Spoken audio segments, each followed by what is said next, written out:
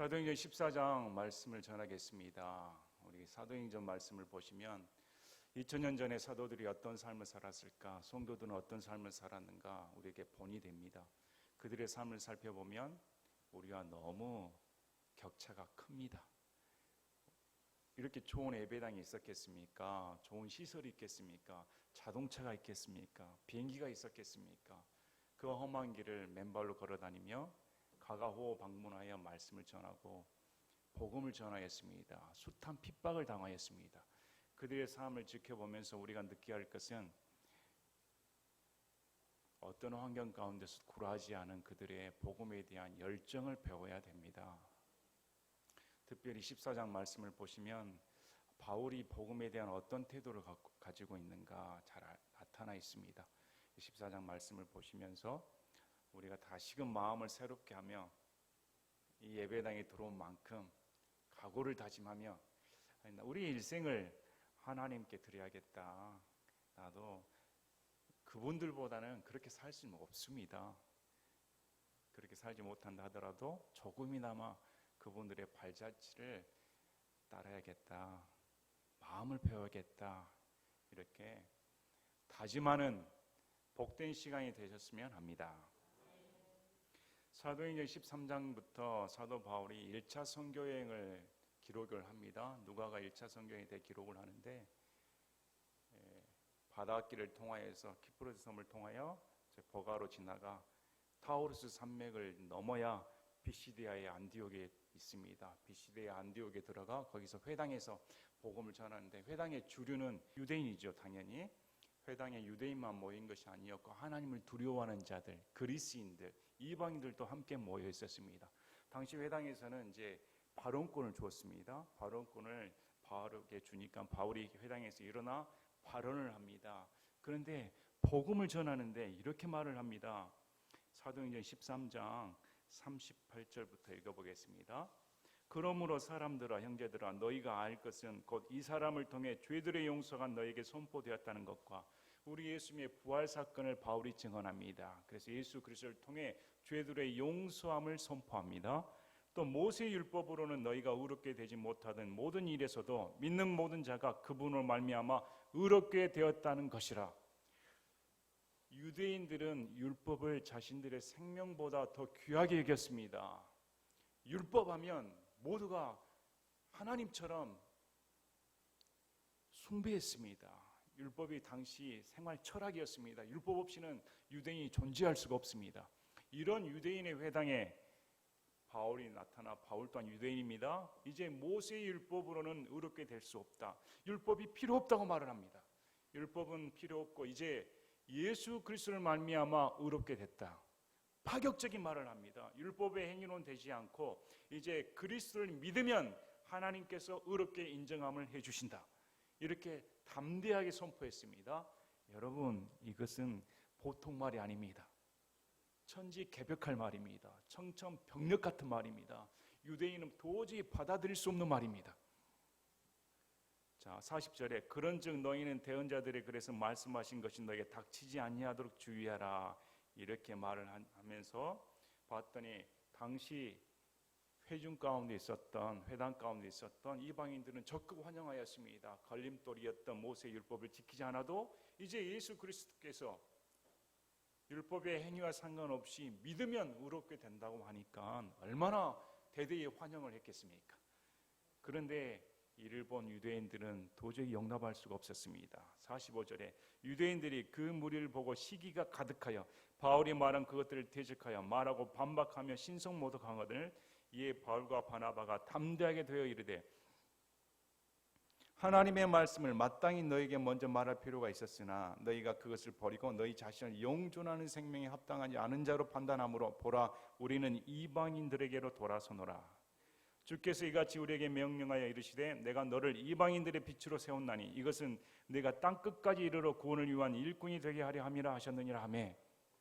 이제 복음이 이방인들로 행했다는 겁니다. 유대인들은 이방인을 개취급했습니다.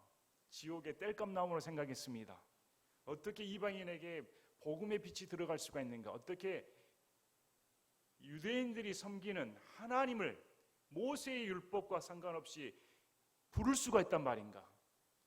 유대인들의 입장에서는 도저히 용납할 수 없는 말입니다. 그래서 이방인들은 이 말을 듣고 즐거워하며 주의 말씀에 영광을 돌리고 영원한 생명에 이르도록 정해진 자들은 다 믿더라. 믿는 자들은 다 구원받았다고 성경 기록합니다. 그런데 50절에 유대인들이 독실한 기부인들과 도시의 주요 인사들을 선동하여 바울과 바나바를 핍박하게 하고 그들을 자기들의 지역에서 쫓아내거늘 그들이 저들을 향하여 자기 발에 먼지를 떨어버리고 이고님으로 가니라. 안디옥에서 유대인들이 선동하고 핍박하니까 거기서 떠나 이고니움으로 갔습니다. 이고니움은 안디옥으로부터 약 144km 떨어진 지점입니다. 그쪽으로 이동을 했습니다. 그래서 14장부터는 이고니움과 루스드라와 더베에서 복음 사역을 어떻게 했는가 가르쳐 줍니다. 이러한 배경을 안고 이제 이고니움에 갔는데 항상 바울은 자신의 관례대로 먼저 회당을 찾아갔습니다. 회당에 사람들이 모여 있으니까 거기서 같은 말로 말을 합니다. 유대인들과 그리스도인의 큰 무리가 믿더라. 거기서도 복음을 전했더니 많은 무리들이 믿었습니다. 그러나 유대인들은 이방인들을 선동하여 악한 생각을 품게 했습니다. 이런 와중에 하나님께서는 사도들 바울과 바나바의 손을 통해 이적과 표적을 일으켜 주의 은혜의 말씀을 확증시켜 주셨습니다. 기적이 일어났습니다. 많은 사람들이 예수님께 돌아왔습니다. 이와 마찬가지로 이들을 시기하던 유대인들은 더 악한 생각을 품고 돌로 쳐 죽이고자 했던 것입니다. 그래서 피해서 5절에 이방인들과 또 유대인들이 자기들의 치리자들과 함께 악의를 품고 그들을 대하여 돌로 치려고 달려들매 그들이 그것을 알고 루가노니아의 도시인 루스드라와 더베와 주변 지역으로 도피하여 거기서 복음을 선포하니라. 6절 7절 말씀은 다음 8절부터 나온 말씀을 요약한 말씀입니다. 그래서 6절 7절 말씀을 정하고 이제 8절부터 루스드라와 더베에는 어떠한 일이 벌어졌는가 상세히 기술해 줍니다. 여기서 보시길 바랍니다. 유대인들인 바울을 이단시 취급했습니다. 돌로 쳐 죽이고자 했습니다. 악의가 가득했습니다. 우리 사도행전 22장에서 바울이 예루살렘에서 유대인들에게 붙잡혀 유대인들에게 증언한 내용 중에 이게 있습니다. 22장 20절 21절 주의 순교자 스데반이 피를 흘릴 때 나도 곁에 서서 그의 죽음에 동의하고 그를 죽인 자들의 옷을 지킨 것을 그들도 아나이다 하니 바울은 스데반을 죽일 때 앞장섰습니다. 이건 유대인들도 다 아는 사실이었다고 지금 말하고 있습니다. 그분께서 내게 이르시되 떠나라 내가 너를 여기에서 멀리 이방인들에게로 보내리라 하셨느니라. 바울은 하나님께서 직접 너는 이방인대로 가라. 이방인들의 사도로 내가 너를 불렀다. 이렇게 명령하셨습니다. 자, 22절에 그가 이 말하는 것까지 그들이 듣다가 이방인들에게 갔다는 말까지 듣다가 이들이 폭발해 버립니다. 유대인들이 소리를 높여 이르되 이런 놈은 이 땅에서 없애버리라. 그를 살려두는 것은 마땅하지 아니하다 하며 소리를 지르고 옷을 벗어 던지며 먼지를 공중에 날리니 당시 유대인들이 바울을 얼마나 미워했는가 죽이고자 했는가 이런 말들이 잘 드러나 있습니다. 이런 상황이었습니다. 이런 상황 가운데 지금 루스드라에 들어가 복음을 전하였습니다. 이 루스드라는 이고니움에서 약 36km 떨어졌습니다. 그러니까 비시디아 안디옥에서 약 144km 떨어진 곳에 이고니움이 있습니다. 그래서 이고니움에서 도피하여 루스드라로 갔는데 루스드라는 약 36km 떨어진 곳입니다. 자, 여기서 이제 루스드라의 사건이 나옵니다. 8절에 루스드라에 발이 허약한 어떤 사람이 앉아 있었는데 그는 자기 어머니 태에서부터 불구가 되어 결코 걸은 적이 없더라. 8절 말씀부터 보면 왜 이렇게 안진뱅이 사건이 드러나 있을까? 이제 신학자들은 이렇게 비유를 합니다. 사도행전 3장에 사도 베드로와 요한이 아름다운 문에 있었던 나면서부터 안진뱅이던 자를 걷게 하는 역사가 일어납니다. 사도 베드로를 통해 기적의 역사가 일어납니다. 사도 베드로는 예수님을 따르는 수제자였습니다. 사도로 임명을 받은. 근데 바울은 예수님을 따라다닌 적이 없습니다. 그래서 많은 사람들이 바울이 무슨 사도인가 이렇게 의문을 품었습니다. 누가는 사도 바울 곁을 떠난 적이 거의 없습니다. 그래서 이 사도 베드로의 기적과 사도 바울의 기적이 동일하다는 겁니다. 사도 바울 또한 사도 베드로와 같은 권위를 가지고 있으며 사도이다. 그래서 바울을 통해 지금 안진뱅이가 일어난 사건을 기록해 줍니다. 바로 그 사람이 바울이 말하는 것을 들었는데 바울이 그를 똑바로 쳐다보고 병 고침을 받을 만한 믿음이 그에게 있음을 알고는 큰 소리로 이르되 내 발로 똑바로 일어서라 하니 그 사람이 뛰고 걸으니라. 9절 10절은 드라마틱합니다. 이것은 기적이 믿음에 따라 이루어진다. 믿음에 따라 기적이 이루어지기도 합니다. 하지만 성경에서는 그 사람의 믿음과 상관없이 불신자임에도 불구하고 하나님의 주권에 의해 기적이 베풀어진 경우도 드러나 있습니다. 이 경우는 지금 이 안진뱅이가 사도 바울의 말을 듣고 믿음이 생겼습니다. 믿음이 생긴 것을 바울이 알고 일어나 걸으라 이렇게 말을 했더니 껑충 뛰어서 일어났다. 말이 필요 없습니다. 기적입니다. 이런 기적은 요즘 일어나질 않습니다. 이런 기적은 이렇게 단번에 나면서부터 한 번도 걸어본 적이 없습니다. 그 양 다리는 얼마나 삐쩍 말랐을까요? 근육이라도 있겠습니까? 그 삐쩍 마른 걸로 재활치료 하시는 분들 보시길 바랍니다. 근육이 회복되기 위해 수많은 세월을 노력을 합니다. 걷기가 힘듭니다. 그런데 수많은 나면서부터 수십 년이 지났을지 모르겠습니다. 한 번도 걸어본 적이 없는 사람이 바울의 한마디를 통해 그 즉시에 껑충 뛰면서 일어난다는 것은 하나님의 기적이 아니고서는 있을 수 없는 일입니다. 근데 이런 기적이 동일하게 사도 바울을 통해 이루어졌다.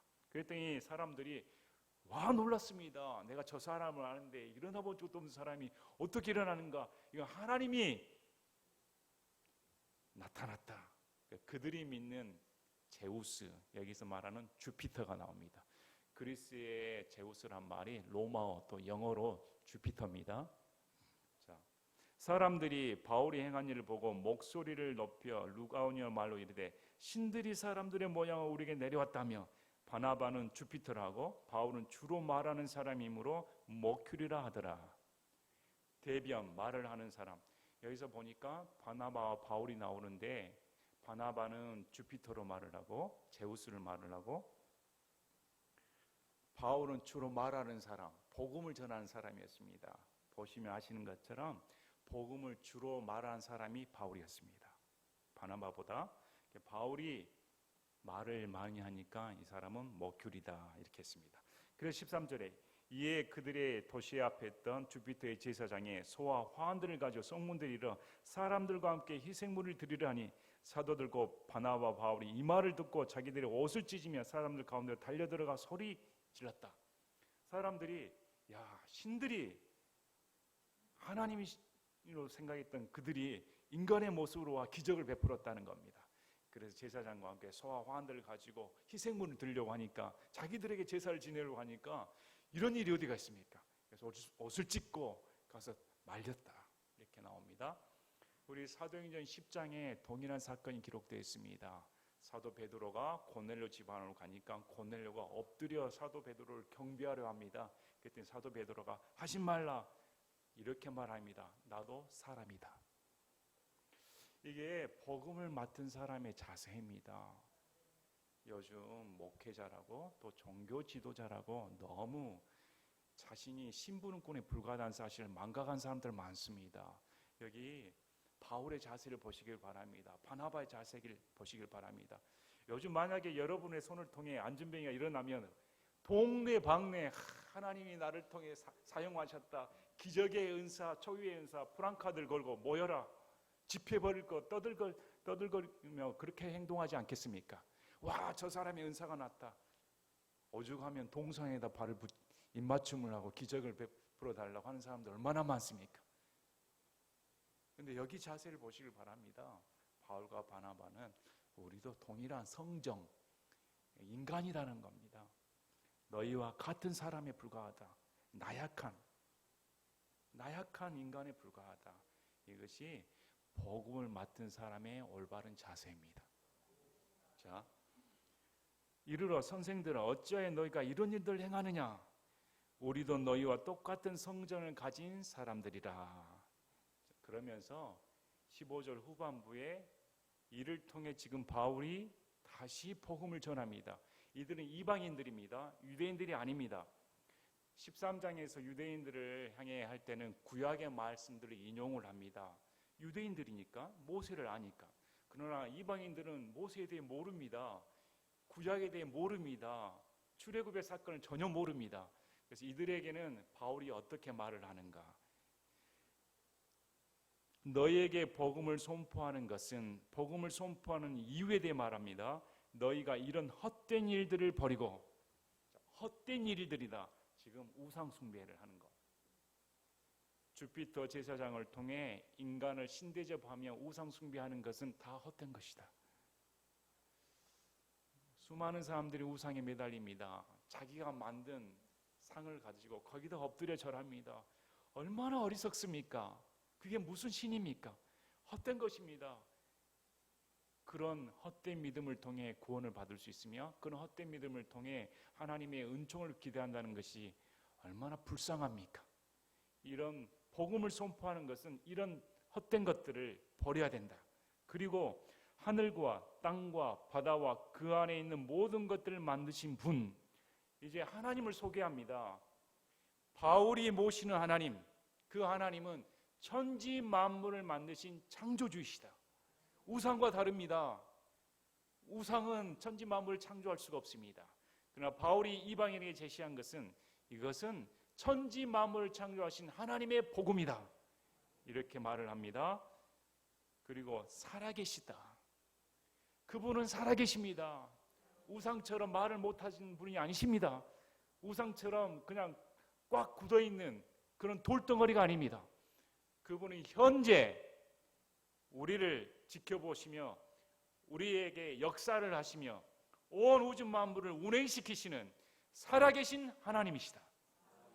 바울이 이렇게 증언을 합니다. 이 살아계신 하나님께 돌아오라는 겁니다. 그래서 복음은 사람들에게 우상숭배에서 벗어나 살아계신 하나님께로 돌이키게 하는 복된 소식이다. 이렇게 성경은 말씀을 합니다. 그분께서 지나간 때에는 모든 민족들이 자기들의 길로 걸어가도록 허락하셨으나 그럼에도 불구하고 선한 일을 행하시고 우리에게 하늘로부터 비를 주시며 결실의 계절을 주사 음식과 기쁨으로 우리 마음을 채워주심으로써 증거 없이 자신을 내버려 두지 아니하셨느니라 하고, 지금 베드로는 자연 만물을 통해 하나님을 증언합니다. 사도 바울은 하나님을 증언합니다. 자연 만물 가운데 역사하신 하나님께서 믿지 않는 자들에게도 이렇게 은혜의 담비를 내려주셔서 너희에게 먹을 것을 제공해 주신다. 그분이 선하신 우리 하나님이시다. 그리고 하나님을 감춰두지 않았다. 이렇게 말합니다. 자연 만물을 보면 누구든지 살아계신 하나님께로 돌이킬 수 있다고 성경은 말합니다. 이 말씀은 로마서 1장 20절 말씀하고 동일합니다. 로마서 1장 19, 20절에 이는 하나님을 알만한 것이 그들 속에 분명히 드러나 있기 때문이라. 하나님께서 그것을 그들에게 보이셨느니라.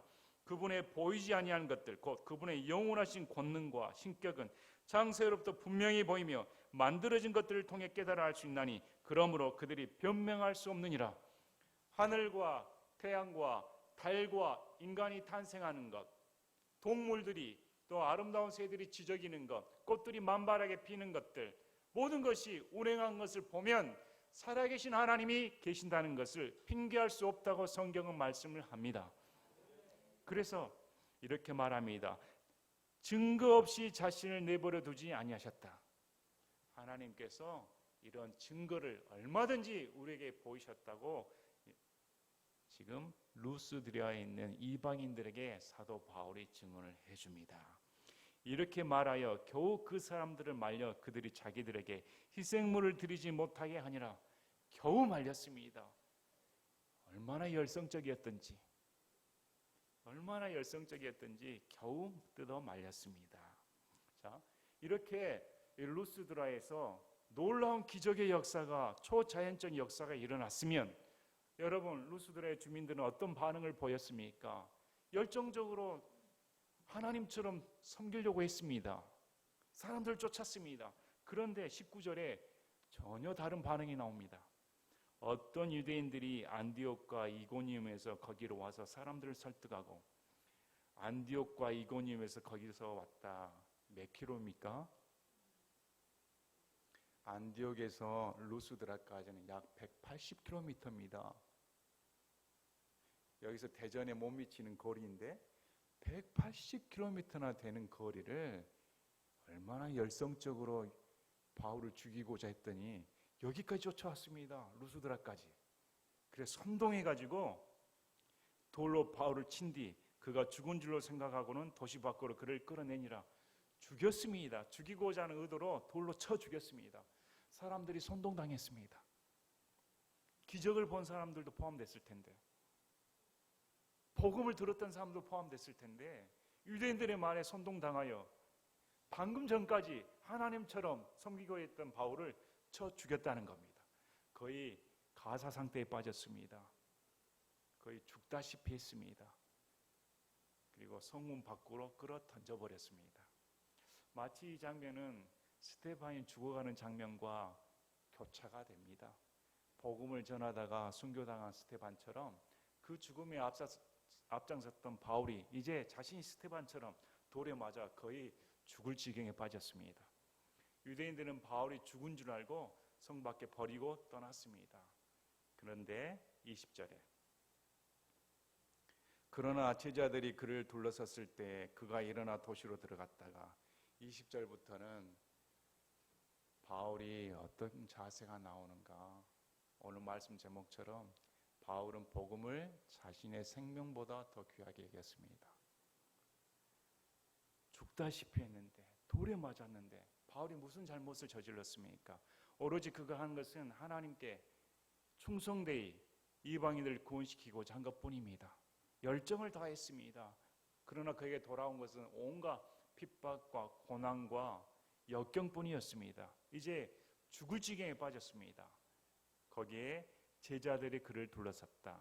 여기 제자들이 나오는데, 그래서 누가는 우리가 생각하기에 제자들은 따로 분류된 사람으로 생각할 수 있는데, 여기서 제자들은 복음을 듣는 사람들은 다 제자라는 뜻을 담고 있습니다. 복음을 듣고 가르침을 받은 사람들은, 저와 여러분들은 다 예수 그리스도의 제자들입니다. 배워야 됩니다. 이 복음을 들었던 사람들이 바울을 둘러쌌습니다. 그런데 그가 털털 털고 일어나 어디로 갔다고 말합니까? 다시 루스드라로 들어갔다. 어떻게 그럴 수가 있습니까? 우리는 그럴 수가 있습니까? 만약에 여러분 돌에 맞아 쳐 죽을 지경에 빠졌으면 우리는 다시 들어가겠습니까?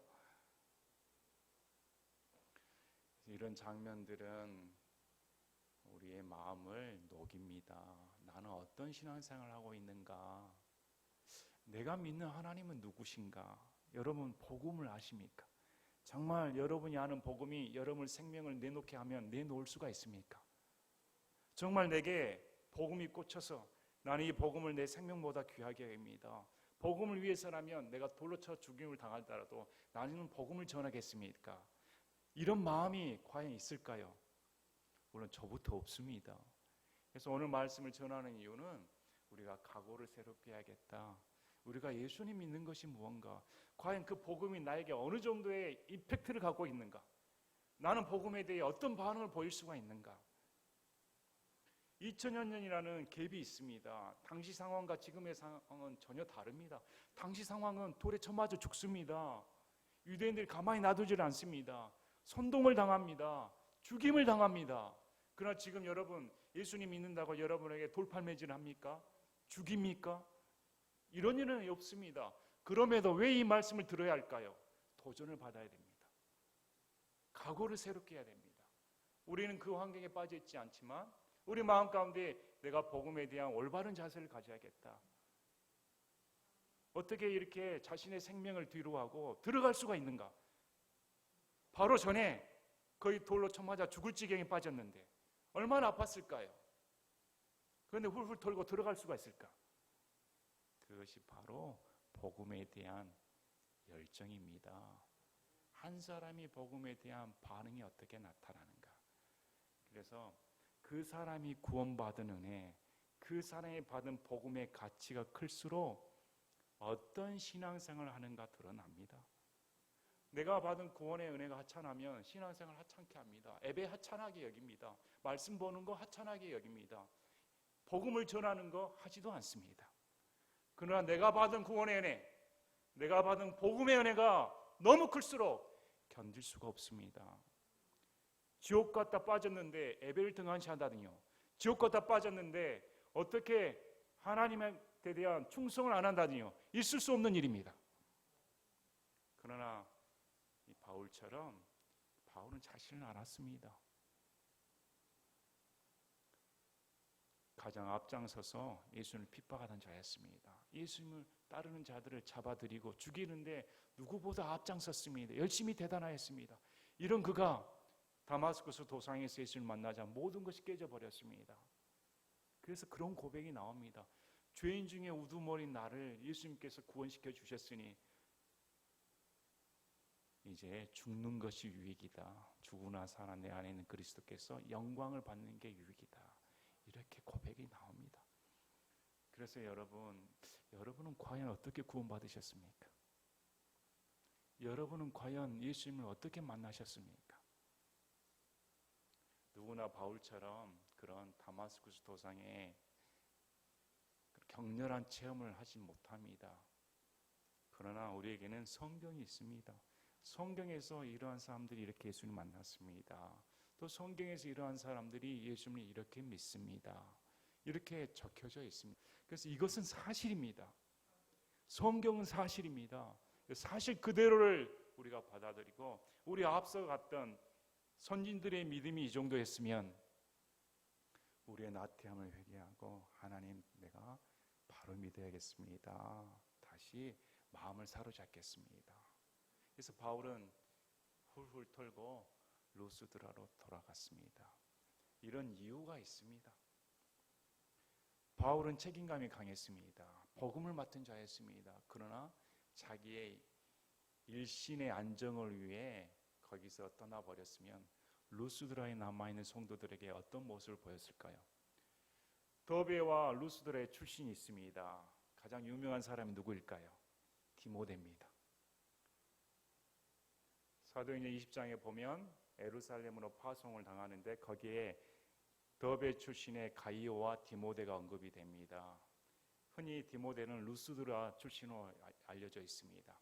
그는 잘 알았습니다. 그래서 2차 선교여행 때 바울이 발탁을 합니다. 디모데를 발탁하고 이제 디모데는 바울의 수종 노릇을 해줍니다. 이렇게 더베와 루스드라 지역에 이런 일을 통해 복음이 무엇인가, 헌신이 무엇인가, 바울의 삶을 통해 큰 영향력을 끼쳤습니다. 그 영향을 받은 사람들이 동일하게 복음을 위해 희생하는 그런 하나님의 그리스도의 발자취를 따르는 그 글들이 사도행전에 기록된 것입니다. 자, 그들이 그 도시에 복음을 선포하여 도시로 들어갔다가 이튿날 바나바와 함께 더베로 떠나니라. 그들이 그 도시에 복음을 선포하여 많은 사람을 가르치고 다시 루스드라와 이고니온과 안디옥으로 돌아가. 자, 보시기 바랍니다. 이제 루스드라에서 더베까지는 약 100km 떨어졌습니다. 이제 더베는 유일하게 바울을 핍박하지 않은 도시입니다. 그래서 어떤 사람이 이 더베에서 약 1년간 머물면서 복음을 전했다. 더베에서 가이오 같은 믿음의 사람이 나타났다. 가르침을 받았다. 이렇게 말을 합니다. 그래서 거기서 많은 사람을 가르치고 많은 사람들이 예수를 영접하는 부흥의 역사가 일어났습니다. 그런데 21절 뒤에 다시 루스드라와 이고니온과 안디옥으로 돌아가. 더베에서 약 200km 떨어진 곳에는 다소가 있습니다. 다소는 바울의 고향입니다. 거기서 조금 더 가면 시리아의 안디옥이 있습니다. 비시디아의 안디옥과 시리아의 안디옥은 다릅니다. 지금 비시디아의 안디옥에서 출발하여 더베까지 갔는데 이제 더베에서 선교여행을 마치고 고향으로 돌아가 육로기를 통해 시리아의 안디옥으로 돌아가면 됩니다. 그 길이 훨씬 편하고 안정적입니다. 그런데 지금 바울은 유턴해 버렸습니다. 곧 가면 자신의 고향인데 핍박도 없는 곳인데 유턴해서 루스드라, 이고니움, 안디옥으로 다시 되돌아갔다는 겁니다. 근데 되돌아간 이유가 여기 기록되어 있습니다. 22절에 제자들의 혼을 굳건하게 하며 그들을 권면하여 믿음 안에 거하게 하고, 원인이 가장 큰 이유가 제자들의 혼을 굳건하게 하기 위해. 이들은 복음을 처음 영접했습니다. 복음을 영접한 지 얼마 안 됐습니다. 그래서 갓 자란 풀과 같습니다. 튼튼하지 못합니다. 바람이 휘몰아치면 넘어갈 판입니다. 걱정이 되었습니다. 복음을 한번 전했다고 해서 구원받았다고 해서 끝내지는 않았습니다. 바울은 책임감이 있었습니다. 이들의 혼을 믿음 안에서 굳건하게 뿌리내리게 해줘야겠다. 수많은 역경들이 있습니다. 유대인들이 판을 치고 있습니다. 죽음이 도사리고 있습니다. 잠시 숨을 돌렸다가 와도 됩니다. 그런데 곧바로 유턴해서 다시 유대인들이 포진해 있는, 죽음이 도사리고 있는 그 도시 지역으로 되돌아갔다. 그 원인이 제자들의 혼을 굳건하기 위해. 이게 사랑입니다. 여러분, 예수님 믿는 사람의 사랑은 뭘까요? 여기 복음 전하는 사람, 우리가 예수 그리스도를 전하는 것의 진정한 사랑은 뭘까요? 믿음입니다. 예수 그리스도의 믿음을 복돋은 만큼 그 사람의 혼을 사랑하는 사람은 없습니다. 여러분, 우리가 뭘로 사랑할까요? 물질입니까? 물론 이것도 필요합니다. 그러나 가장 중요한 것은 복음 안에서 뿌리를 내리는 것, 예수 그리스도를 믿는 것, 굳건하게 하는 것. 그래서 그런 환난 가운데서도 잘 견딜 수 있도록 하기 위해 다시 갓 믿은 제자들의 혼을 굳건하게 되돌아갔다. 이러면서 이 말씀을 합니다. 우리가 반드시 많은 환난을 거쳐 하나님의 왕국에 들어가야 하리라 하더라. 이제 막 믿은 사람들에게 바울은 자신의 생활로 입증한 것을 그대로 말을 해줍니다. 나처럼 이렇게 고난을 받는 것을 동일시합니다. 여러분, 예수님 믿는 사람이 환난을 거치는 것이 당연합니까? 우리는 이런 환경에 빠져 있지 않아서 이런 환난은 우리에게 존재하지 않습니다. 그러나 여러분의 삶 가운데서도 작은 환난이 있습니다. 저도 마찬가지입니다. 조금 편안하면 무슨 일이 터질까 가슴이 두근두근합니다. 예배당을 짓는 가운데서도 얼마나 마음이 이랬다 저랬다 녹초가 됐다가 내가 뭘 하고 있는지, 과연 해야 되는가 말아야 되는가, 신경 쓸 게 너무 많고 여러 가지 걱정거리가 너무 많습니다. 또 이것이 해결되면 또 다른 또 문제가 닥치지 않을까. 하물며 인생살이가 그렇게 녹록하지 않습니다. 예수님 믿는 사람이 다 만사형통입니까? 평탄대로입니까? 다 우여곡절을 겪습니다. 근데 그것은 복음 때문에 받는 우여곡절이 아니지요. 일반 사람도 받는 우여곡절입니다. 근데 여기 말하는 우여곡절은 뭡니까? 환난은 복음 때문에. 복음 때문에 환난을 받는 것이 당연하다. 그리고 이 환난을 반드시 거쳐야 하나님의 왕국에 들어간다. 천국은 따놓은 당상 맞습니다. 그러나 우리에게 실제로 벌어지지는 않았습니다. 실제로 우리가 죽어서 천국 갈 때까지는 많은 환난이 기다리고 있습니다. 복음 때문에 갈등을 일으키기도 합니다. 요즘 같은 시대에 기독교적인 사상과 세상적인 가치관이 충돌을 일으킵니다. 적당히 타협을 하고자 합니다. 적당히 타협하고자 하면 마찰이 없습니다. 그러나 바울 보시길 바랍니다. 바울은 답이 없습니다. 오직 믿음으로 구원받는다. 그는 그 말 때문에 죽임을 당하려는 사실도 알았습니다. 왜? 자신이 그렇게 했으니까요. 자신이 나사렛 이방 종파, 저 예수 그리스도가 목수 출신이 무슨 하나님 아들인가, 완전 이단을 뿌리꼽자 앞장섰던 사람이 바울이었습니다. 그 누구보다 모세 율법에 정통하며 율법을 그대로 지키던 사람이 바울이었습니다. 그러니 자신이 회심했을 때 유대인들이 어떤 반응을 보일지 몰랐겠습니까? 그럼에도 그가 다시 도시로 들어갔다. 여러분, 예수님 잘 믿으십시다.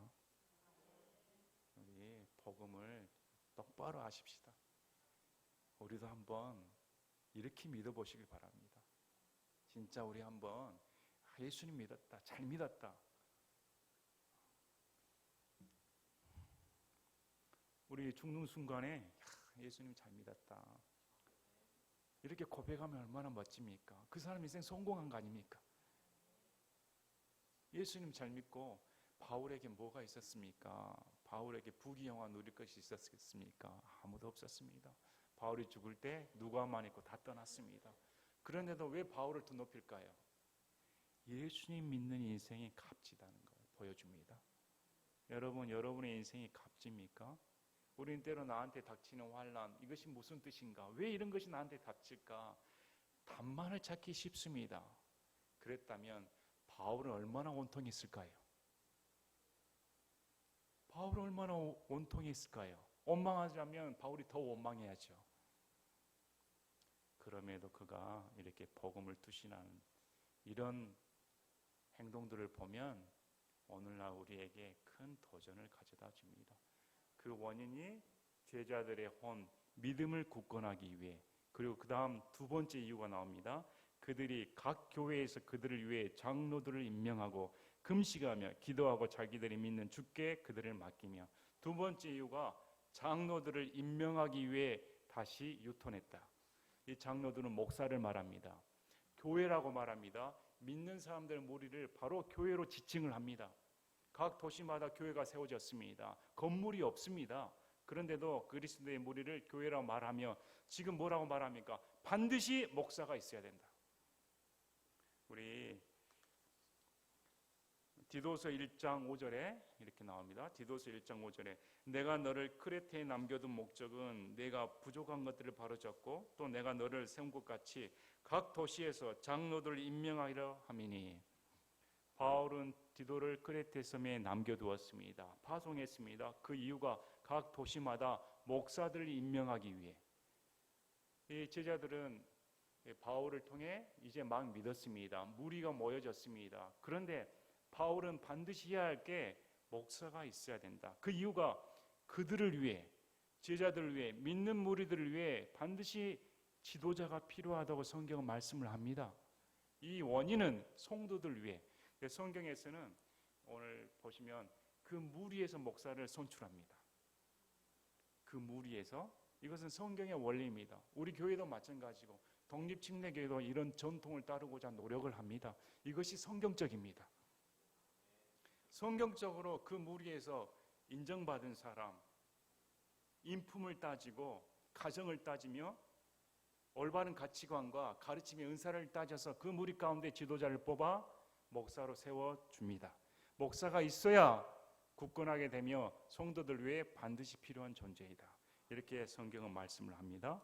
그래서 장로들 임명하고 금식하며 기도하고 자기들이 믿는 주께 그들을 맡기며 비시디아를 두루 지난 뒤에 밤빌리아에 이르러.